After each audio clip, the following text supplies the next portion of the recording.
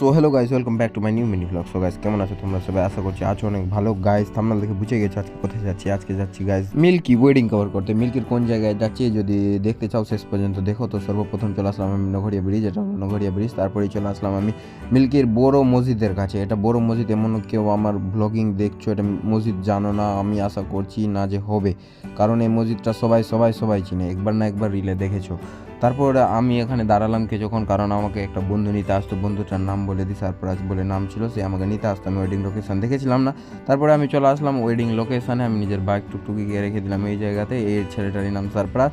তারপর আমরা ওয়েডিং লোকেশানে এসে আমাদের স্টেজ ফিস্টেজ সব কোথায় ছিল আমরা দেখার জন্য উপরে গেলাম। উপরে আসলাম, উপরে এসে দেখি আমার মাথায় খারাপ, কারণ এখানে তোমার গিয়ে স্টেজ করে দিয়েছে। স্টেজ করার জায়গা আমার খুব ঠিক লাগলো না। স্টেজ হতো এই দিকটাতে, আমি বলেছিলাম যে এই দিকটাতে স্টেজ করলে খুবই ভালো হতো, কারণ স্পেস খুবই ছোট, মানে ফটো শ্যুট করা অসম্ভবই বলা যেতে পারে। সেরকম আর কোনো কাজ ছিল না। তো আমি চলে আসলাম মিল্কি স্ট্যান্ড চাটা খাওয়ার জন্য। আমি আর সারপ্রাইজ মিলে চাটা খেলাম। খাওয়া দাওয়া কমপ্লিট করার পর আমি ভাবলাম চলো ওয়েডিং লোকেশানে যাওয়া যাক। সো আমরা বেরিয়ে গেলাম ওয়েডিং লোকেশানে যাওয়ার জন্য। তারপরে কিছুক্ষণ হাঁটার পর আমি চলে আসলাম এখন ওয়েডিং লোকেশানে, আমি আর সারপ্রাইজ মিলে। তবুও আমাদের কাজ এখন পর্যন্ত আমরা ক্যামেরা অন করিনি, এখন রাত হয়ে গেছে প্রায়। তারপরেই আমরা সেটআপ রেডি করলাম আমাদের সব। এখন পর্যন্ত আমরা ক্যামেরা বের করিনি, শুধু রিং লাইটটা লাগিয়েছি। আজকে পোর্ট্রেট লাইট ছিল না আমাদের কাছে, তো আমরা রিং লাইট দিয়ে আজকে কাজ চালিয়েছি, রিং লাইট চালিয়ে দিলাম। তবু আমাদের এখন পর্যন্ত কাজ স্টার্ট হয়নি। ভাইরা নিয়ে এসেছিলো চা, তো আমরা কিছুক্ষণ চাটা খেলাম আমি আর সারপ্রাইজ মিলে। তারপরে গাইজ একটা দাদা আসলো, দাদা এসে বলে তোমরা ক্যামেরা বের করো, আমাদের বিধি শুরু হতে চলেছে। তো আমরা ক্যামেরা বের করলাম। সারপ্রাইজ দেখছি আজকে সারপ্রাইজ কাজ করবে PP100-এ, যেহেতু এটা খুব একটা বড় ভাড়া ছিল না, মিডিয়াম রেঞ্জেরই ভাড়া ছিল, তো সে PP100 চালাচ্ছে। আর আজকে আমি ইউজ করবো গাইজ Z5। তো Z5 আর PP100-এর কম্বিনেশন আজকে দাদাটাকে এই স্টেজের সামনে থুবড়া খাওয়ানো হবে। দেখতে পাচ্ছ তোমরা, আমরাও সামনে ঠিক স্টেজের সামনে বসেছিলাম, আমাদের ফটোশ্যুট স্টার্ট হয়ে গেল। তোমাদের ফটোশ্যুট দেখতে পাচ্ছ, আর থুবড়া খাওয়াচ্ছিল। আমি আজকে তো ফটোশ্যুট করছিলাম, আমি আজকে চালাচ্ছিলাম Z5। আর ইমরান তো দেখতেই পাচ্ছ কি চালাচ্ছে, ওর কাছেই আছে। তারপরে আমার নেক্সট বিধি শুরু হয়ে গেল। আমাদের নেক্সট বিধিটা ছিল যে ছেলেটা আছে তার বাড়ির আশেপাশে যতগুলো বাড়ি আছে বা আত্মীয় স্বজনের বাড়ি আছে, তাদের বাড়ি গিয়ে তুবড়া খাবে, তাদেরকে নিমন্ত্রণ দেওয়া হয়েছে, তার বিয়ে আছে যেহেতু। তো আমাদের সেই বিধিটা হচ্ছিল, তার সেই বিধিটা কমপ্লিট করলাম। কমপ্লিট করার পর আমরা এসে বসলাম stage. 2 hours later. So guys, বসে বসে খুব বোর হচ্ছিল। আমাদের খাওয়া দাওয়া হয়ে গেছে এখন কমপ্লিট। খাওয়া দাওয়া কমপ্লিট করার পর আমরা এখন স্টেজের কাছে বসে আছি। স্টেজে যেহেতু কেউ নাই, শুধু আমি আছি আর আমার যেটা বন্ধু ভিডিও ক্যামেরাম্যান ছিল সে আছে। এখন না থাকার কারণ, এখন টাইম দেখে লাও কটা বাজে। টাইম দেখতে পাচ্ছ তোমাদের শো করছে, উল্টো শো করছে। আমি বলে দিই কটা বাজে, 9টা 10টা বেজে গেলো প্রায়। তো এখন 10টা বাজে, এখন পর্যন্ত কোনো বিধি আর স্টার্ট হয়নি। শুধু এখন ক্ষীর খাওয়ানোটা যেটা দেখলা আগে, ওটা ক্ষীর খাওয়ানোটা হয়েছে। আর ক্ষীর খাওয়ানোর পর এখন কোনো অনুষ্ঠান আর হয়নি।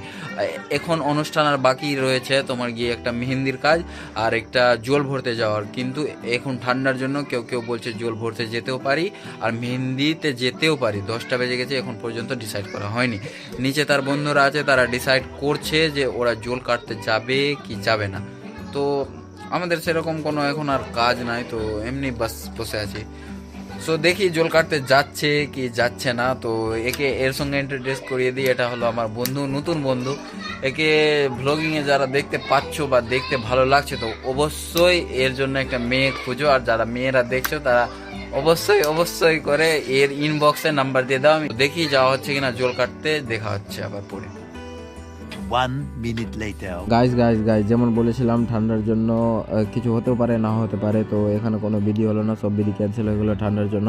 তো সারপ্রাইজ বেরিয়ে গেলো। এবার আমিও নিজের টুকটুকি নিয়ে কোথায় যাব? বাড়ি না গাইজ, বাড়ি যাবো না। রিমন লোকেশানে কাজ করেছিল, আমি সেম তার লোকেশানটাতে যাব, যাতে আমরা দুজন একসঙ্গে বাড়ি যেতে পারি। তো চলো দেখা হচ্ছে ওখানে গিয়ে।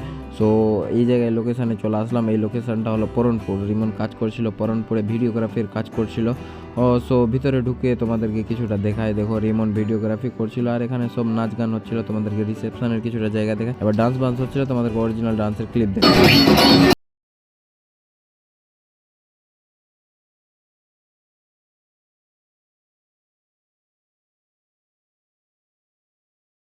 তোমরা দেখতে পাচ্ছ আজকে কালুয়া চালাচ্ছে 7500। তো আমাদের কাজ প্রায় এদিকেও শেষের দিকেই ছিল। শেষ মোমেন্টে আমি রিমনের কাছে এসেছিলাম। তো মালটাল সব প্যাকিং হয়ে গেলো, এবার আমরা এই লোকেশান থেকে বেরিয়ে যাব। সো পেমেন্ট হয়ে গেল, আমরা বেরিয়ে গেলাম সেই লোকেশন থেকে। রিমনের বাইক দেখতে পাচ্ছ, আনোয়ার 5 রাখা আছে, ও এখন এই বাইকটাতে যাবে আর আমি যাবো আমার টুকটুকিটাতে HF ডিলাক্স। তো গাইস এই মিনি ব্লগটা কেমন লাগলো, যদি ভালো লাগে লাইক শেয়ার অ্যান্ড ফলো করো। দেখা হবে next video. Tata bye bye.